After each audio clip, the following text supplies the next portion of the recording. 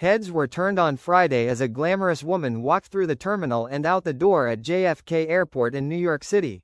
But who was the raven-haired beauty? Was it reality star Kim Kardashian, 44, or one her lookalikes? No, it turned out to be timeless beauty, Cher, 78. Cher, the memoir author, looked as youthful as ever, wrapped up in a puffy leather jacket with a black and white tie-dye scarf wrapped around her neck and cascading down her arm. The Oscar winner wore a black Western hat decorated with precious stones on her head and styled her long, black hair in loose waves. The rest of her ensemble includes a black zip-up athleisure jacket, black pants with a white brooch-like pattern on the outer leg and thick-soled black shoes.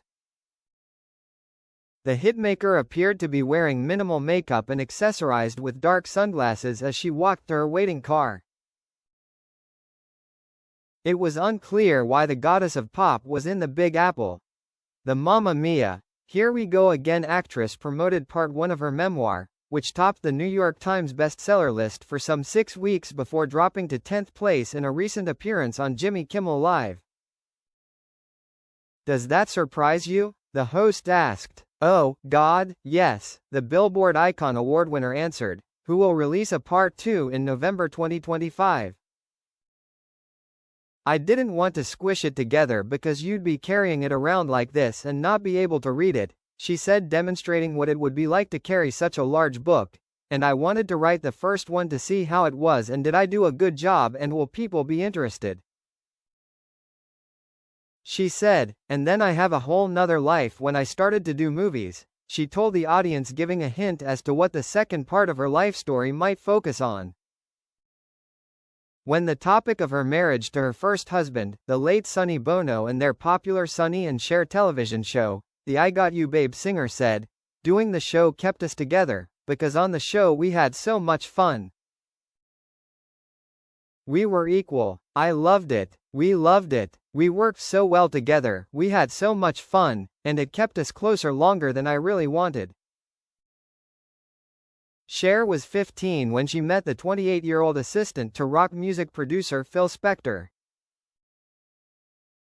The couple married in 1964 and welcomed their child Chastity, now Chaz, in 1969 before divorcing in 1975. At the time of the interview, the Believe singer claimed she hadn't even begun working on part 2 of her memoir. I was late. I was at the end of everything and I finished it when they had to publish it, she explained, referring to part 1. I think it'll be better this time, she claimed. Explaining how she went about becoming a woman recognized by only one name, she said, you have to prove, to a court, that someone could know you, like, the populace could know you by that name. It's not easy, she explained. When asked if she could turn back time, which year would she pick to revisit? 40 was my best year, she stated. I changed my life. I started to work in film and I got respect in different things.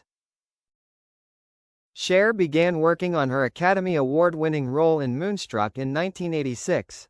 The versatile entertainer doesn't have any plans to perform in front of the camera at this time, but she has signed on to executive producer the upcoming fright flick Big Baby, starring Brandon Scott, Kersey Fox and her son, Chaz Bono.